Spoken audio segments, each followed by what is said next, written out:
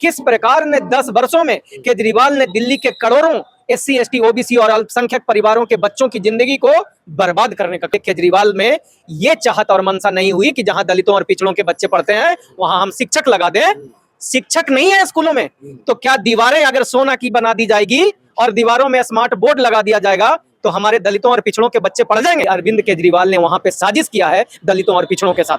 सरकारी स्कूल में शिक्षा देते नहीं है, नंबर उनको भर भर के देते हैं, तो तब ये बच्चे जब कॉम्पिटिटिव एग्जाम में बैठते हैं वो बच्चे फेल हो जाते हैं। और वो व्यवस्था है इस देश की मीडिया, जो ब्राह्मणवादी ही नहीं वो जातिवादी है, वो जात पात करते हैं। और ये मीडिया के लोग और केजरीवाल जी जैसे सरकार हैं, बीजेपी जैसे सरकार हैं, ये मिल करके ब्राह्मणवादी व्यवस्था को मजबूत करने का काम करता है।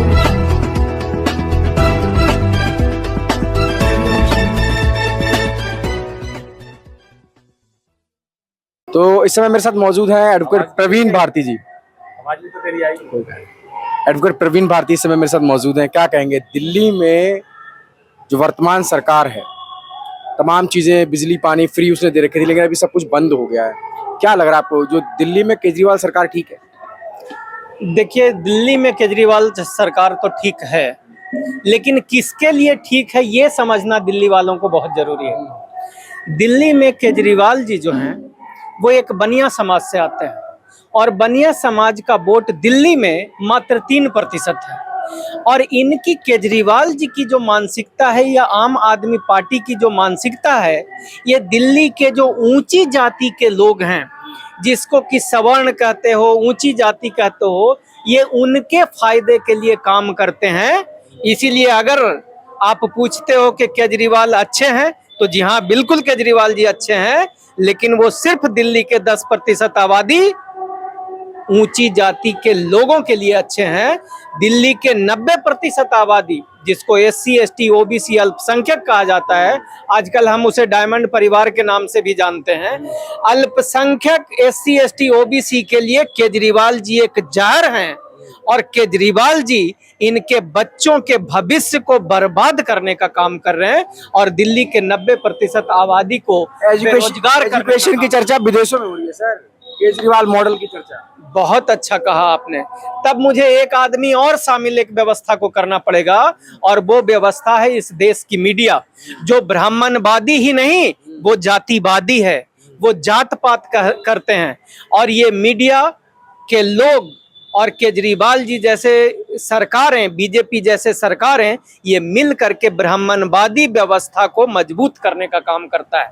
तो ये चर्चा इस मीडिया के माध्यम से फैलाया गया है। अगर इसके आपके पास समय है तो मैं आपको इसके बारे में डिटेल्स से बताना चाहूंगा कि किस प्रकार ने 10 वर्षों में केजरीवाल ने दिल्ली के करोड़ों एससी, एसटी, ओबीसी और अल्पसंख्यक परिवारों के बच्चों की जिंदगी को बर्बाद करने का काम। हर ऑफिस में अम्बेडकर का फोटो है सर। हाँ, अब आप सही समझे हो। यही है इनका जो राजनीति है, वो सिंबॉलिक राजनीति है। ये अंबेडकर का फोटो लगाएंगे, लेकिन अंबेडकर वादियों से ये नफरत करने वाले लोग हैं। ये अंबेडकर की बात करेंगे, लेकिन यह अंबेडकर की जो मानसिकता है, जो सोच है, जो समझ है कि इस देश में हर व्यक्ति और हर वर्ग के लोग आर्थिक, सामाजिक, राजनीतिक रूप से संपन्न हो, उसमें ये लोग विश्वास नहीं रखते हैं। ये जातिवादी लोग हैं। कैसे जातिवादी लोग हैं मैं बताता हूं। अभी एजुकेशन की बात आपने करी, एजुकेशन में आपने कहा कि एजुकेशन में पूरी दुनिया में दिल्ली की एजुकेशन की चर्चा हो रही है। कौन कर रहा है चर्चा? दिल्ली की ब्राह्मणवादी और जातिवादी मानसिकता की मीडिया इसकी चर्चा कर रही है। कैसे चर्चा कर रही है मैं आपको बताता हूं। दिल्ली के सरकारी स्कूलों में लगभग 100 में 95 बच्चे जो हैं वो एससी, एसटी, ओबीसी और अल्पसंख्यक के लोगों के पढ़ते हैं। तो तब मैं दिल्ली के सरकारी स्कूलों में जाकर के आप पता लगा लेना, जहां पे केजरीवाल को आर्थिक रूप से रुपया कमाना था, यानी ठेकेदारी, दिल्ली के सरकारी स्कूलों में 25,000 रुपया, लोग कहते हैं 25,000 करोड़ रुपया का बिल्डिंग है उन्होंने बनाया, लेकिन उसमें 500 करोड़ रुपया लगा करके केजरीवाल में ये चाहत और मंशा नहीं हुई कि जहां दलितों और पिछड़ों के बच्चे पढ़ते हैं वहां हम शिक्षक लगा दें। शिक्षक नहीं है स्कूलों में, तो क्या दीवारें अगर सोना की बना दी जाएगी और दीवारों में स्मार्ट बोर्ड लगा दिया जाएगा तो हमारे दलितों और पिछड़ों के बच्चे पढ़ जाएंगे? इसका सबूत मैं आपको देता हूं। अभी मैंने सुना था दिल्ली की जो शिक्षा मंत्री थी, उनका नाम है, कालका जी की विधायिका है, अतिशी जी। अतिशी जी ने कहा कि दिल्ली में सरकारी स्कूल से 1414 बच्चे नीट एग्जाम पास किए। मैं उनसे पूछना चाहता हूं कि आप ये भी बताओ कि उन 1414 सरकारी स्कूलों से पास करने वाले बच्चों में एससी, एसटी, ओबीसी और अल्पसंख्यक के कितने बच्चे हैं? आपको ना के बराबर वो बच्चे दिखेंगे। तो पहले भी इस देश में ब्राह्मण, बनिया और ऊंची जाति के बच्चे डॉक्टर और इंजीनियर बनते रहे हैं, आज भी उन्हीं के बच्चे बन रहे हैं। और कैसे बन रहे हैं? पहला से लेके 8वां क्लास तक में शिक्षक नहीं है। जहां शिक्षक है उसको स्कूल ऑफ एक्सलेंस कहते हैं, और Baba Saheb Ambedkar specialised school of excellence उन्होंने बनाया है। वहां पर जाकर के देखना, यही बच्चे जो सरकारी स्कूल में पढ़ते हैं वो एंट्रेंस एग्जाम दे करके Baba Saheb Ambedkar specialised school of education तक नहीं पहुंच पाते हैं। क्यों? क्योंकि अरविंद केजरीवाल ने वहां पे साजिश किया है दलितों और पिछड़ों के साथ। सरकारी स्कूल में शिक्षा देते नहीं है, नंबर उनको भर भर के देते हैं, तो तब ये बच्चे जब कॉम्पिटिटिव एग्जाम में बैठते हैं वो बच्चे फेल हो जाते हैं। इस बात का ये प्रमाण है। और अगर आपको चेक करना है तो किसी भी स्कूल ऑफ एक्सलेंस और स्पेशलाइज्ड स्कूल ऑफ एक्सलेंस में चले जाना, वहां 90% बच्चे आपको ऊंची जाति के बच्चे मिलेंगे। इसका मतलब ये हो गया कि ये जो सारा स्कूल और दीवारों की जो बात की जा रही है, ये दलितों और पिछड़ों को भ्रमित करने की एक साजिश है, उनको शिक्षा देने की नहीं। और अगर शिक्षा देने की बात होती तो एक बात और मैं आपको बताता हूं, दिल्ली में आप जाना और दलितों, पिछड़ों, अल्पसंख्यकों के घर में पढ़े लिखे युवाओं को 100 बच्चे आप काउंट कर लेना, उसमें 98 बच्चे आज के तारीख में बेरोजगार क्यों हैं? ये एक सवाल है। अगर केजरीवाल का शिक्षा अच्छा है तो बच्चे बेरोजगार घर में कैसे बैठे हैं? ये एक मैं आपको उदाहरण के तौर पे बताया। बात समझ में आ रही है? जर्नल सीट से एक सफाई कर्मचारी के बच्चे को लड़वा दिया जाता है, आप जातिवाद की बात कर रहे हैं। क्या जनरल सीट से? जर्नल सीट से एक सफाई कर्मी के बच्चे को एमपी का इलेक्शन लड़ा दिया गया, आप जातिवाद की बात कर रहे हैं। पत्रकार साहब, आप अधूरी जानकारी रखते हो, इसीलिए इस देश के 90% आबादी एससी, एसटी, ओबीसी के लोगों को गुमराह आपके माध्यम से होना पड़ता है। अगर 90% वोट की लिहाज अरविंद केजरीवाल को होता और दलितों, पिछड़ों की विकास की मानसिकता उनकी होती तो दिल्ली में 70 विधानसभा है। 70 में कम से कम दिल्ली में अरविंद केजरीवाल को 63 सीटों पे एससी, एसटी, ओबीसी और अल्पसंख्यक के लोगों को चुनाव लड़वाना चाहिए था। तब इनकी कहां चली जाती है वो थ्योरी जो आप बात कर रहे हो। 67 में अगर 63 सीटें एससी, एसटी, ओबीसी के लोगों को विधानसभा चुनाव में ये देते हैं तब ये बात समझ में आती है, अदरवाइज तो ये धोखा है। एक आदमी को आपने लड़वा दिया जो आपका चापलूस रहा होगा, जो आपका दलाल रहा होगा, जो आपका जूता चाटता होगा, उन लोगों को आप दलित कहते हो। मैं तो उसको दलित नहीं मानता हूं। दलित वो है जो दलितों के विकास की विचारधारा को समझता है। सिर्फ दलित समाज में पैदा हो जाने से कोई दलित का कल्याण नहीं कर देगा। यहाँ बहुत सारे मंत्री, विधायक और सांसद ऐसे बने हैं जो बड़ी बड़ी राजनीतिक पार्टियों में जूता पॉलिश करने का काम, वो उनकी बात मुझे याद आती है राजभर की, कि जो बड़ी बड़ी बीजेपी में जाते हैं वहां दलित और पिछड़े के लोग जूता साफ करने का काम करते हैं। तो हमारे लोग वहां जाकर के जब दलितों की बेटी के साथ अन्याय और अत्याचार होता है, इन्हीं दलितों का मुंह क्यों नहीं खुलता है? क्योंकि ये वो लोग हैं जो अपना जमीर बेच चुके हैं। आप समझ रहे हो मेरी बात? एक सीट पे ये जो होता है ना, सिंबॉलिक राजनीति होती है कि ये आप जैसे भोले भाले लोगों को गुमराह करने के लिए कि जनरल सीट से हमने दलित को टिकट दे दिया। आपको बात बताऊंगा तो समय, वीडियो आपका बहुत लंबा हो जाएगा, तो सुनिए मेरी बात।